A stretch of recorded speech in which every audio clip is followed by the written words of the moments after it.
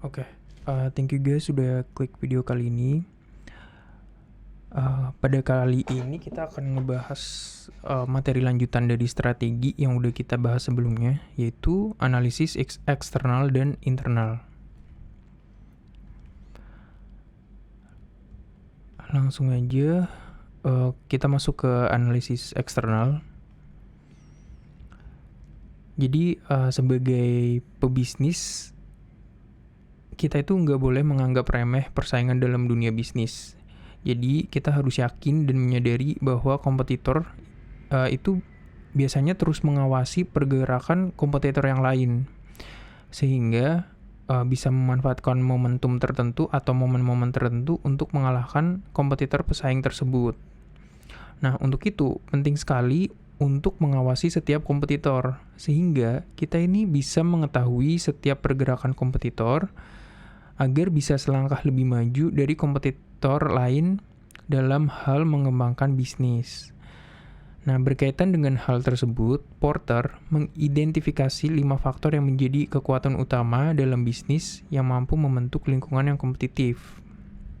Nah, Porter ini dia itu merupakan seorang profesor di Amerika, jadi dia itu terkenal untuk mencetuskan teori-teori dalam bidang ekonomi, bisnis, dan lain-lain gitu.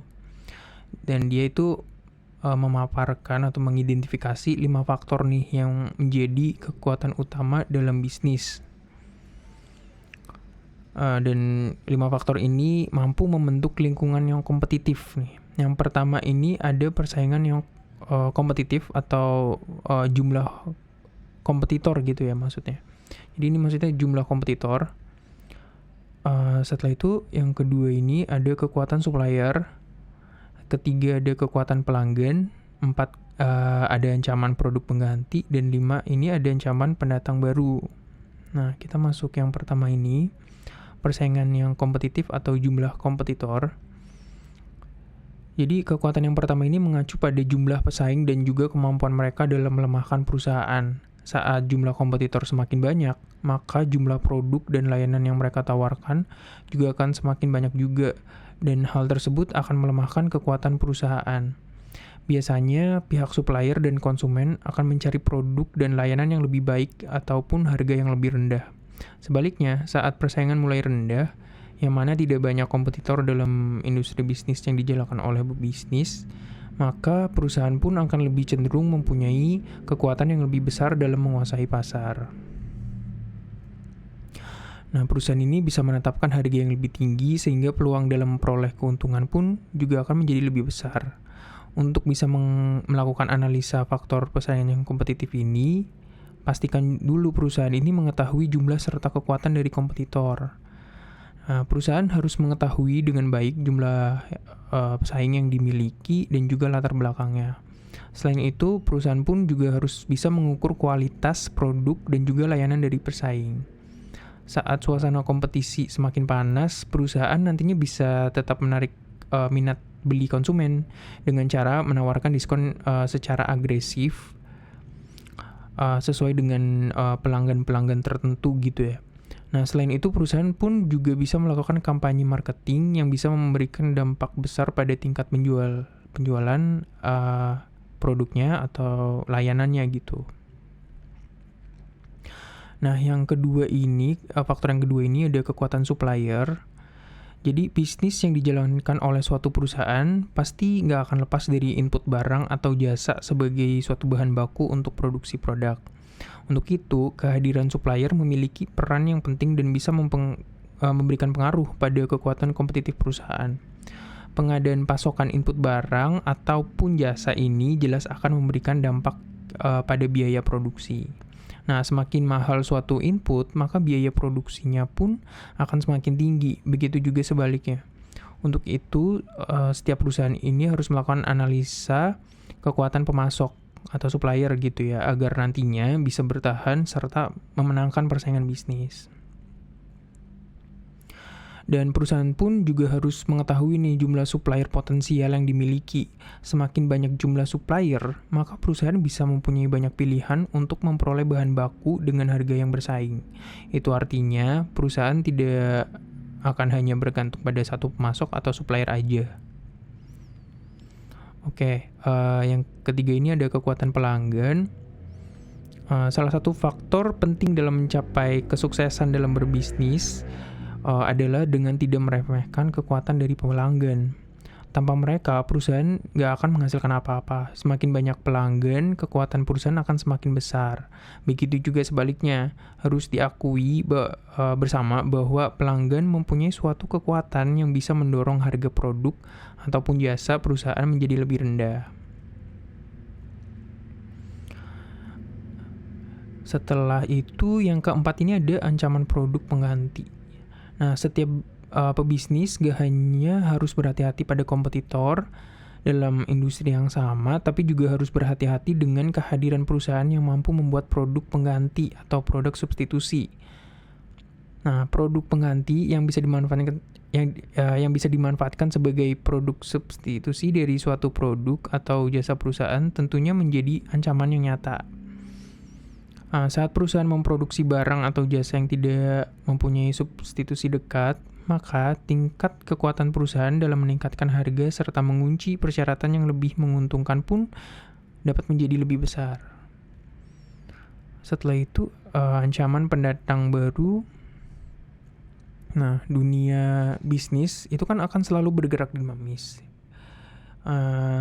Ada beberapa yang gagal dan keluar dari persaingan, tapi juga bakal ada selalu pemain baru gitu yang ikut meramaikan dunia bisnis tersebut.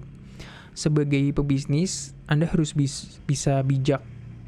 Jadi kita ini harus bisa bijak gitu dalam menghadapi para pendatang baru atau kompetitor baru gitu ya. Dan kita nggak boleh memandang remeh mereka. Kemungkinan pelanggan baru tersebut mempunyai pengalaman yang terbatas dan minim, tapi bisa jadi mereka memiliki keunggulan dalam kesiapan produk, atau mungkin strategi pemasaran yang jitu, atau tim manajemen yang andal, atau yang lain-lain gitu ya. Setelah itu, next ada dalam analisis eksternal ini ada analisis lingkungan pesaing.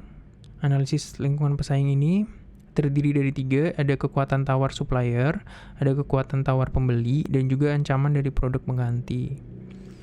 Nah, kalau kekuatan tawar supplier ini, contohnya peningkatan harga, penurunan kualitas, dan pembatasan kuantitas adalah cara potensial yang dapat digunakan pemasok atau supplier sebagai kekuatan yang dapat mendesak perusahaan dan mempengaruhi pola persaingan dalam industri. Lalu ada kekuatan tawar pembeli, yaitu tingkat pengaruh pembeli untuk mengatur hal-hal dalam perjanjian pembelian kepada perusahaan dalam industri. Setelah itu ada ancaman dari produk pengganti. Jadi hadirnya produk substitusi merupakan ancaman bila konsumen puas dengan suatu produk yang baru gitu. Dan hal ini dapat terjadi bila biaya perpindahan harga produk substitusi ini lebih rendah dan kualitasnya juga bisa digolongkan lebih baik gitu. Jadi hasil dari analisa pesaing yang efektif akan dapat membantu kita sebagai pebisnis gitu ya untuk memahami, menginterpretasi, dan memprediksi tanggapan para pesaing. Pemahaman tentang aksi para pesaing secara jelas akan berkontribusi untuk meningkatkan kemampuan perusahaan dalam bersaing. Next, ada analisis internal. Tadi kan udah yang eksternal, sekarang internal. Jadi, perubahan pada lingkungan eksternal membantu kita untuk mengidentifikasi peluang dan ancaman itu bersifat uncontrollable. Kalau eksternal yang tadi kita bisa lihat ya faktor-faktornya itu bersifat uncontrollable atau nggak bisa dikontrol gitu. Sementara lingkungan internal ini membantu kita untuk identifikasi kekuatan dan kelemahan dari sumber-sumber daya atau resources yang controllable bagi perusahaan atau bisa dikontrol gitu. Kita bisa memanage. Nah,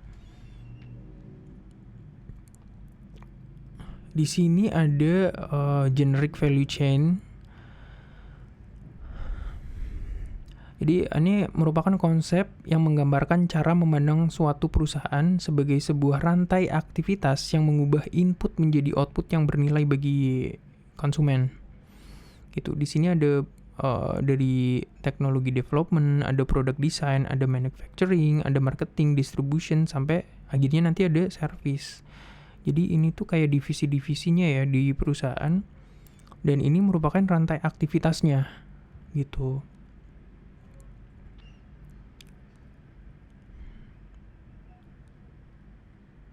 Nah, analisa lingkungan internal perusahaan merupakan suatu proses perancangan strategi yang mengkaji bidang pemasaran, penelitian, sumber daya, dan lain-lain agar perusahaan dapat memanfaatkan peluang dengan cara yang efektif.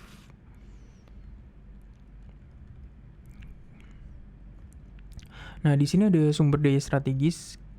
Jadi ini merupakan konsep penguasaan sumber daya agar sejalan dengan penerapan strategi-strategi dalam rangka meningkatkan posisi bersaing untuk mewujudkan pencapaian kinerja usaha secara optimal. Di sini ada sumber daya strategik ya, atau strategis. Ini dibedakan menjadi fisik, keuangan, sumber daya manusia, dan organisasi. Dan nanti di keuangan ini ada analisis rasio keuangan, dan nanti di organisasi nanti dibagi lagi tuh jadi ada 5, ada man, ada material, ada machine, method, sama money gitu.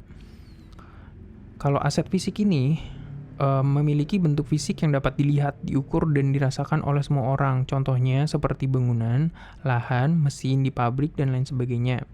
Kalau analisa keuangan berkaitan dengan finance, yaitu analisa rasio keuangan. SDM ini merupakan kualitas sumber daya manusia. Dilihat dari pengalaman karyawan, terus para manajer yang berpengalaman, dan lain-lain gitu. Setelah itu ada sumber daya organisasi. Ini dibagi menjadi 5 ya. Ada manusia, ada uang atau money, ada material, ada mesin, sama ada method. Sebenarnya ada satu lagi sih, ada informasi juga sih. Tapi biasanya yang kita lihat ini 5 M's of management itu di organisasi ini ada 5 ini aja sih. Oke. Next, analisis rantai nilai. Nah, ini kan tadi yang udah kita lihat juga ya. Ini ada rantai aktivitas gitu. Jadi di sini tuh merupakan konsep yang menggambarkan cara memandang suatu perusahaan sebagai sebuah rantai aktivitas yang mengubah input menjadi output yang bernilai bagi konsumen. Kita bisa dilihat di sini ada 2, dibedakan menjadi 2, yaitu aktivitas utama, primary activities, dan juga support activities atau aktivitas penunjang. Kalau primary activity ini kegiatan untuk menghasilkan fisik produk, dimulai dari logistik bahan baku dari luar perusahaan atau inbound logistik, terus juga pengoperasian, terus outbound logistik, pengiriman hasil keluar, penjualan dan pemasaran, serta pelayanan. Ini aktivitas utama nih. Jadi ada purchasing, inventory juga, ada production. Jadi ini merupakan aktivitas yang akan dikerjakan. Kalau misalnya nggak dikerjain itu bisnis itu nggak akan berjalan gitu. Kayak misalnya production, kalau nggak ada ya perusahaan itu atau bisnis itu nggak akan bisa berjalan. Itu yang namanya primary activities. Kalau support activities ini nanti dia itu aktivitas penunjang kan. Jadi ada sumber daya manusia, ada akuntansi dan keuangan, teknologi, dan juga ada pengadaan. Nah, ini kalau misalnya nggak ada, sebetulnya bukan masalah besar, atau bisnis itu masih bisa berjalan. Misalnya nih, kalau teknologi ya, bisnis itu kalau nggak ada teknologi ya bakal bisa berjalan, tapi nggak bakal bisa maksimal gitu. Karena ini adalah support activities, kalau sebagai penunjang aja. Dan karena support activities ini bakal ngebantu nanti primary activity agar lebih bisa maksimal gitu. Oke, jadi sekian untuk pembahasan eksternal dan internal. Terima kasih udah klik video kali ini, dan pembahasan berikutnya mungkin akan lanjut lagi ke materi strategi berikutnya. Dan sampai jumpa di video berikutnya.